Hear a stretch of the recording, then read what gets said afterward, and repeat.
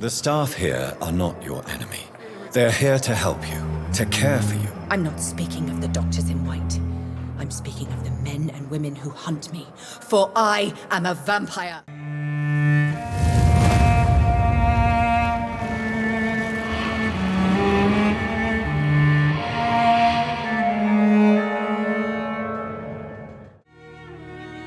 Und damit willkommen zurück zu einer neuen Folge Vampyr.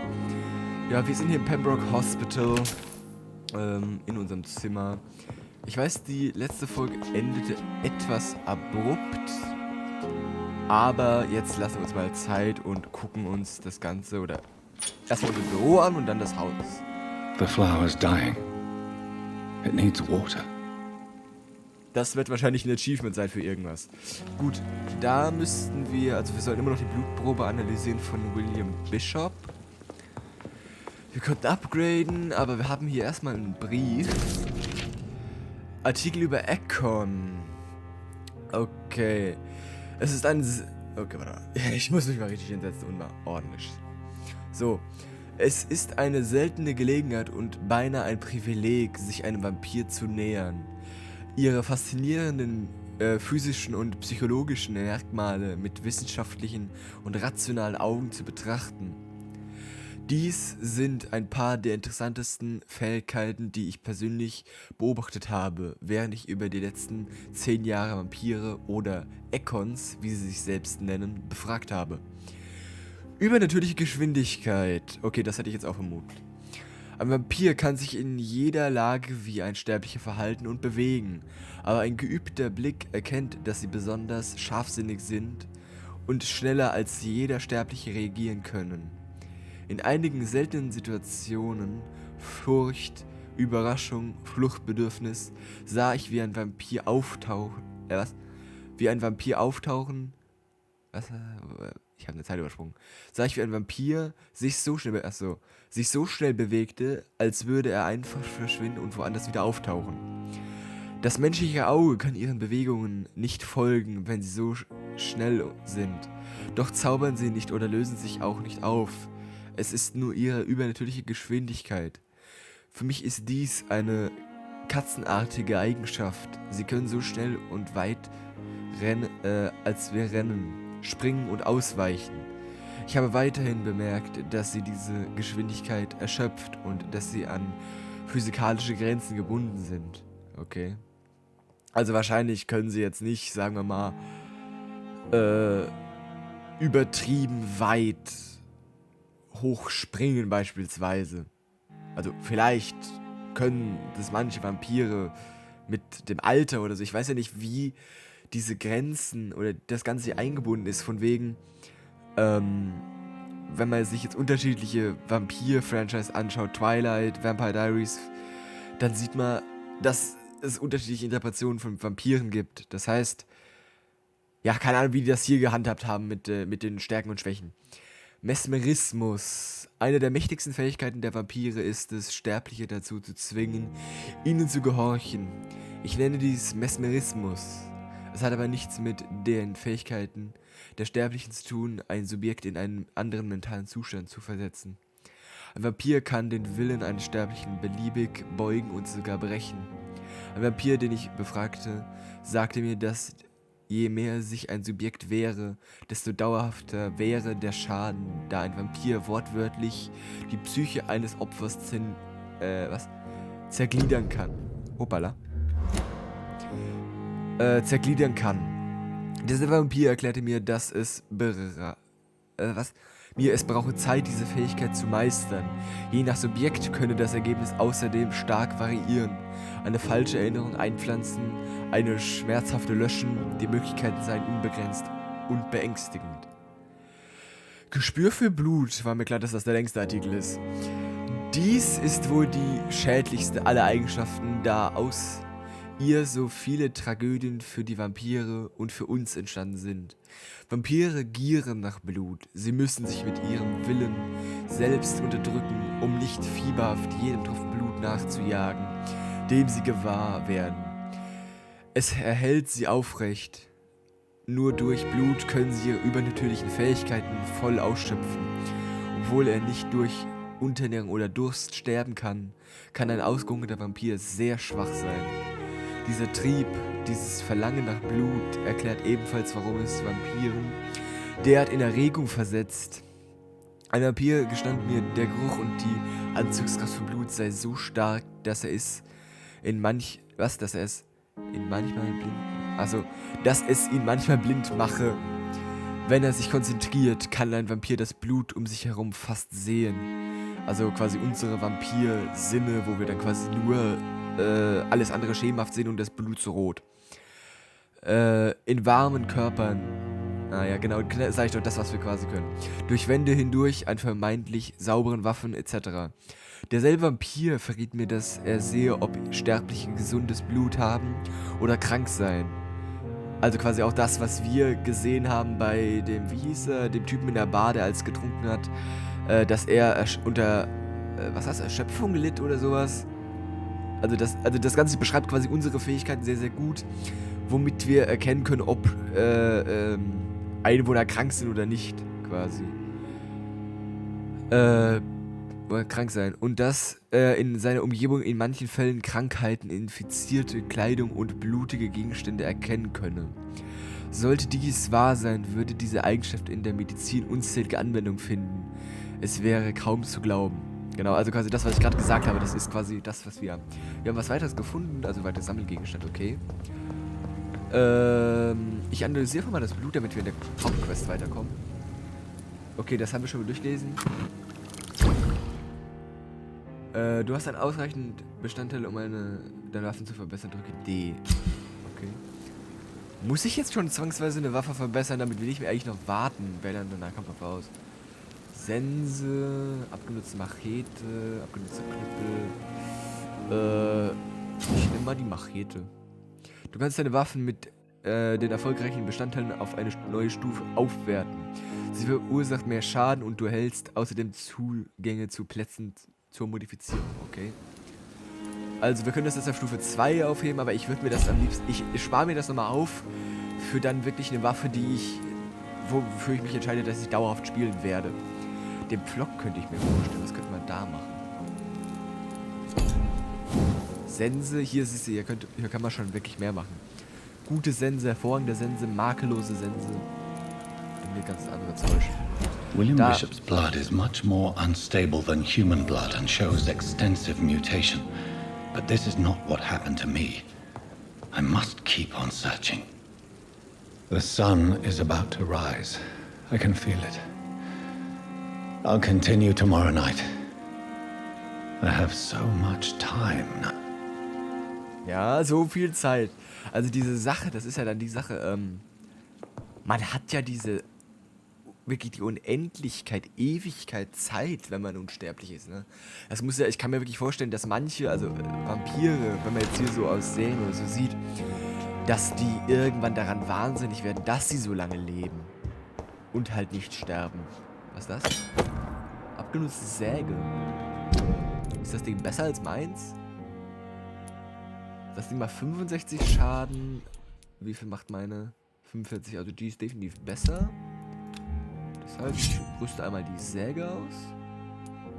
Also warte mal, 15 Angriffsgeschwindigkeit, 65 Schaden, 20 Ausdauer. Das Ding braucht weniger Ausdauer, macht aber weniger Schaden. Also ich bleibe jetzt mal dabei. So.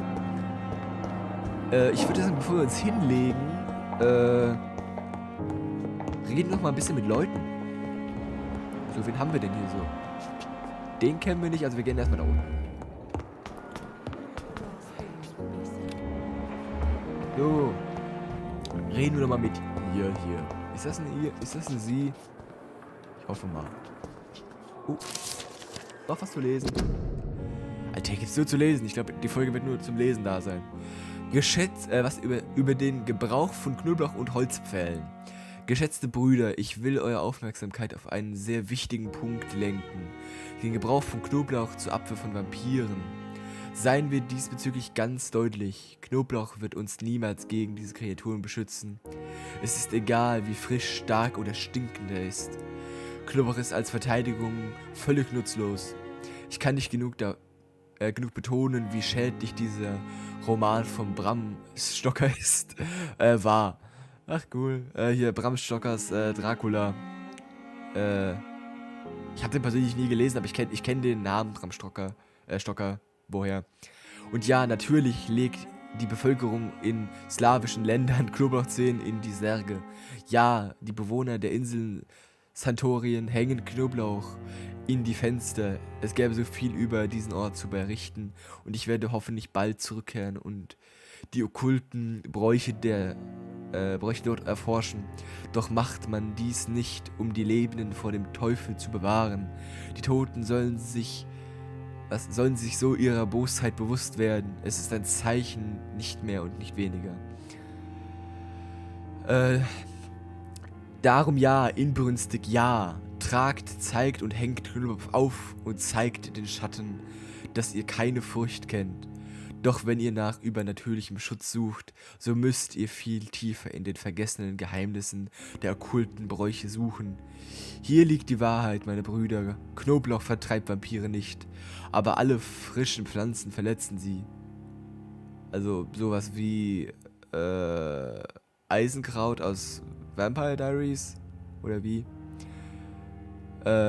Es ist, als können ihre Körper die Berührung mit botanischen Elementen nicht verkraften. Ja, so sage ich das, sowas in der Art wie Eisenkraut, halt nur in dem Fall mit allen Pflanzen. Ich habe gesehen, wie ein wilder Wulp, was? Wie ein wilder Wulpe, was das? Davonlief, als man ihn mit einer Rose schlug. Stell dir mal vor, ihr schlagt ein Vampir mit einer Rose. Und dann läuft er weg. Eine einfache Rose. Ich habe einen gewalttätigen Eckon zu Boden gehen sehen. Was? Gehen und um Gnade flehen sind, als man ihn mit einem Holzpfahl traf. Gut, das kann ich mir eher vorstellen. Ich weiß nicht, wieso es so effektiv ist und ich würde meinen linken Arm hergeben, um die Antwort auf dieses Rätsel zu finden. Aber es bleibt trotzdem eine Tatsache, dass Vampire sehr empfindlich auf frische Kräuter, Pflanzen und Hölzer reagieren. Aus Im Angesicht der Schatten, wie und warum von Usha Talltree, Primus von St. Pauls, whatever. Okay.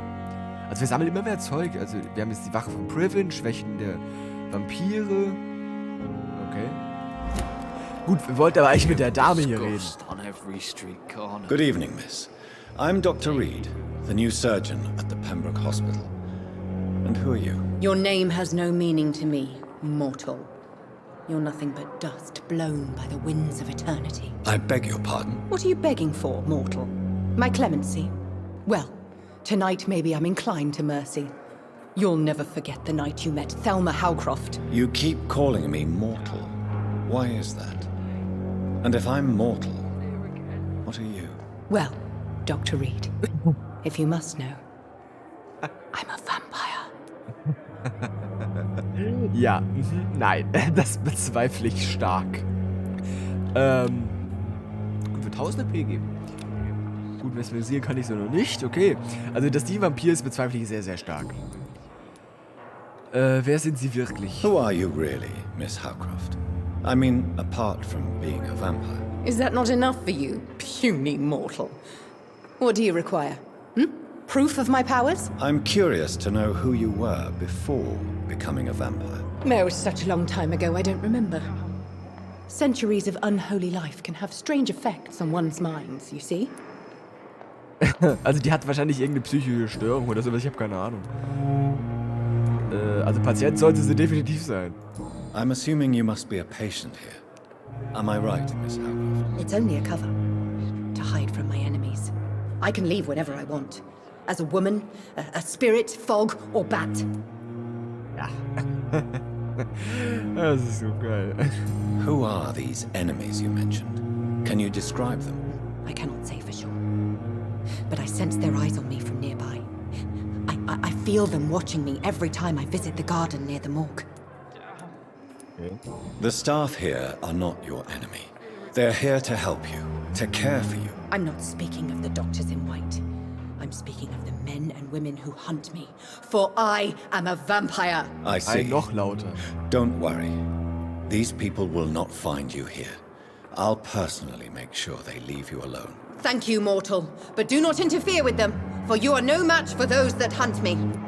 Ja, ja. Örtlich untersuchen. Eine neue Bürgeruntersuchung ist verfügbar. Bürgeruntersuchungen. Ach, das war dieses andere Menü, was wir noch gefunden haben. Bürgeruntersuchungen werden hier nach Bezirk sortiert. Angezeigt. Du kannst eine neue Bürgermission beginnen, indem du sie mit verfolgst. Und dann deine Karte aufrufst, um die... Okay. Das falsche Ziel. Finde heraus, wer Thelma ausspioniert. Okay. Gut, können wir gleich machen. And why do you believe you're a vampire? I don't need to believe anything. It is what I am. It is what I feel within this hollow shell of flesh. Aha. Aber gut, jetzt, also man muss ja mal sagen, was? Haben Sie vom Cotard-Syndrom gehört? Habe ich nicht mal. I see. Have you ever heard of Cotard syndrome, Miss Howcroft? Never. It's a mental illness discovered by a French neurologist named Jules Cotard. The affected patients are delusional. They believe that they are putrefying, that they are dead, a ghost or a ghoul, or in your case, a vampire. Delusional, you say? Oh, sad and petty mortal. You can't even begin to understand the concept of immortality. And you think it is I who am delusional. Oh, besser als jeder andere, glaube ich, kann er das verstehen. Beschreiben Sie mir dieses Gefühl. Please, describe to me how you feel. What is it like to be a vampire? I can hear my body crumble from the inside as my flesh cracks and fades. I sense the last pulse of postulant blood within my drying veins. I need new blood. Mich würde sich wundern, wenn die irgendwann mal einen Patienten hier oder einen Arzt angreift, weil sie denkt, sie wäre ein Vampir. Wir haben jetzt einen Hinweis, haben wir jetzt angeschaut, aber wir können... Die beiden hier gehören nicht dazu, ne?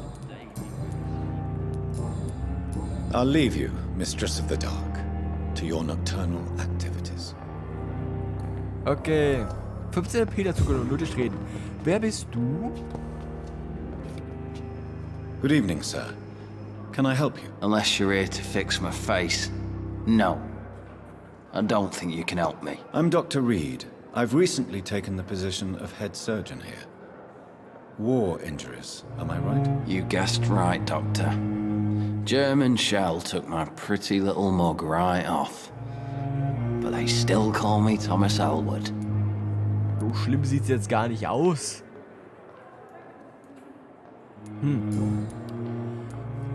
How is your stay with us, Mr. Elwood? Oh, it's bliss.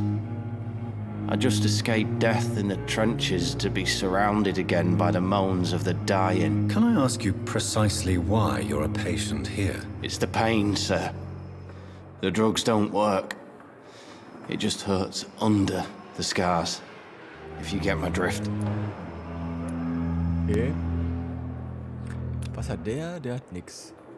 Den könnt ihr sofort aussaugen, wenn wir wollten. Aber ich will, wie gesagt, Leute, ich habe ja gesagt, ich will erst so viel wie möglich mit den Leuten rausfahren, um so viel wie möglich diesen RP-Balken hier voll zu kriegen. Damit ich auch alles aus den Leuten raussaugen kann, wenn ich sie denn aussauge dann. Can I do anything for your pain? Nurses gave me a bunch of pills. No effect. Told you.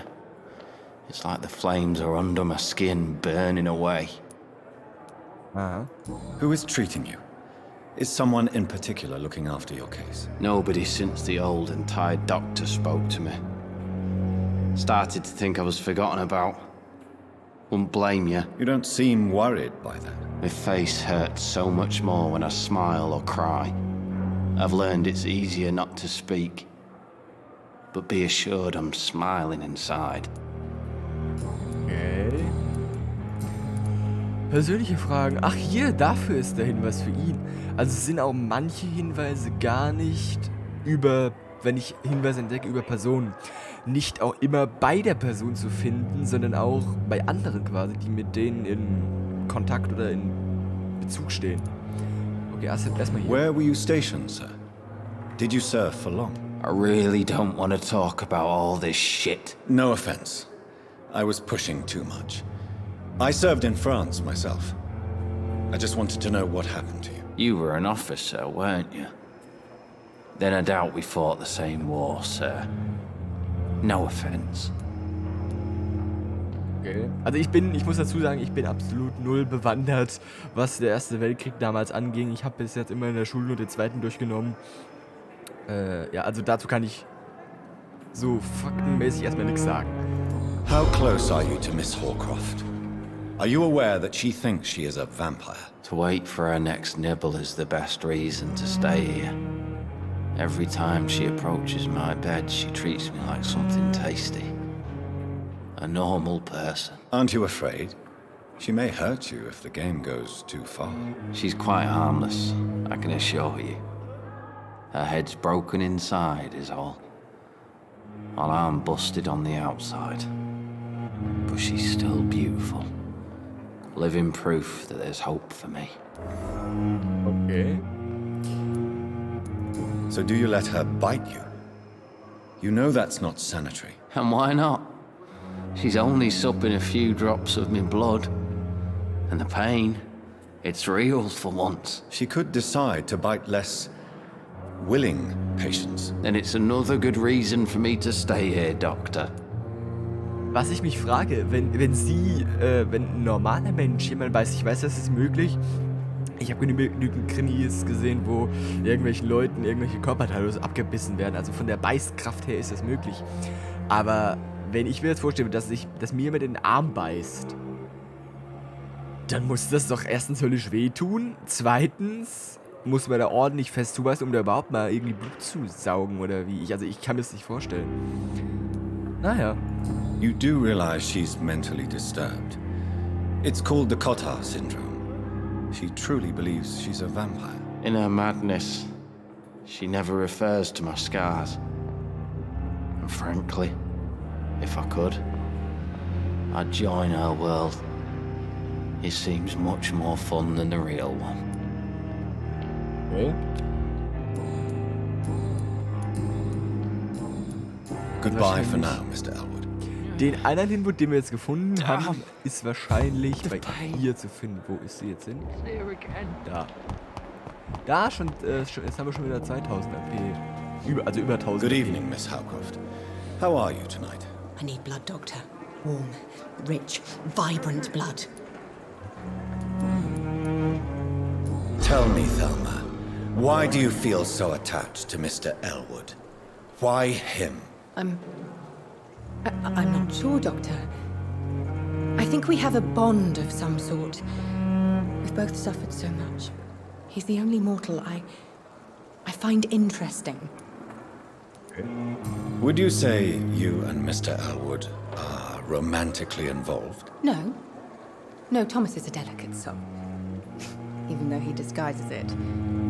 But I am not the woman he needs. No, for I am a vampire, Doctor. Do you plan to make him a vampire too? Of course not. How could I inflict my curse on anybody else? I'm not that cruel, Doctor. Das ist schon mal nett.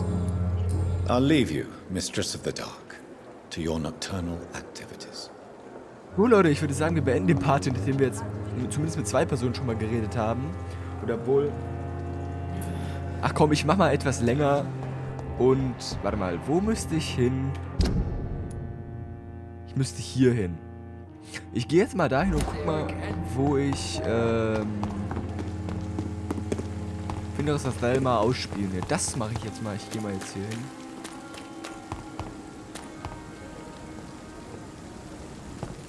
Einmal dabei weg. So, 40 Meter in diese Richtung. Hä, wo war's jetzt hin? So, wir sind jetzt im Radius drin, oder wie? Ja. Thelma Howcroft said she was being watched by vampire hunters. Where are they hiding? I should investigate.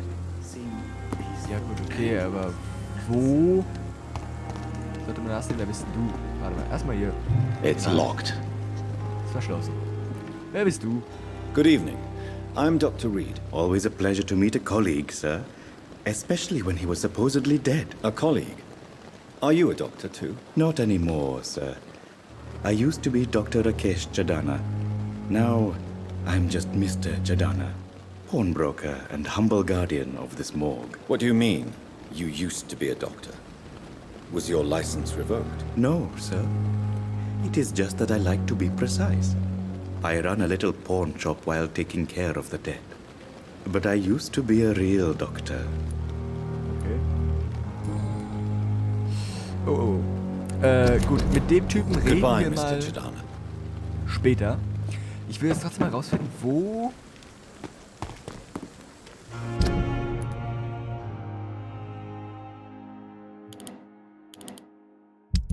Hoppala, falscher Knopf. Wo, also hier irgendwo... Wahrscheinlich hier, warte mal, das heißt ja dann...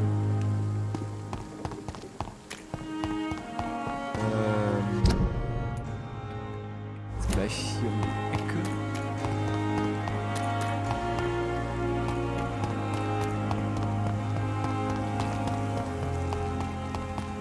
Dir was sein?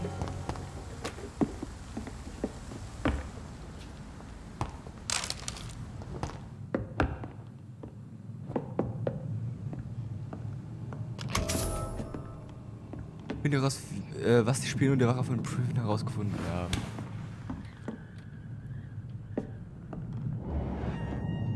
Leute.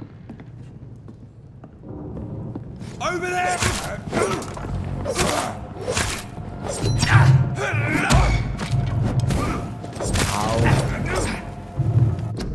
Aber ich muss jetzt mal wieder da rein.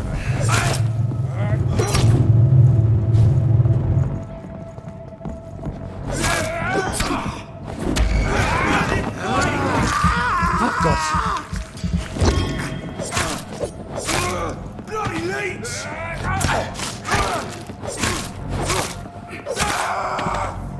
Ich finde die Steuerung immer noch für Maus und Tastatur.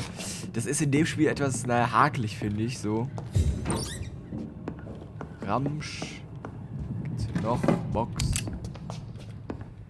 Also ich muss mal gucken, wie ich es in Zukunft mache mit dem Steuern. Erkundungsmission, 25. Oktober von Befehlsstand der Wache von Priven an East End Patrouillen. Betreff Vampiraktivitäten, Krankenhaus, erkunden, untersuchen. Vor 3 Tagen hat einer unserer neuen Rekruten ein Gerücht über eine Vampirin vernommen, die sich im Pembroke Hospital, Londoner East End, verstecken soll. Wir kennen nur ihren Vornamen, Thelma. Ihr habt die Aufgabe, euch unauffällig dorthin zu begeben, alle verdächtigen Aktivitäten bezüglich vorgenannter Blutsaugerin zu beobachten und uns anschließend direkte Meldung zu machen. Wir werden dann entscheiden, was zu tun ist. Okay. Findet ihr euch Befehlsstand der Wache von Priven? Wo wäre der dann? Da irgendwo. Okay, ja, können wir später machen. So Leute, aber ich würde sagen, jetzt habe ich doch schon etwas weit überzogen. Wir sehen uns in der nächsten Folge wieder von Vampyr. Bis dahin. Ciao Leute.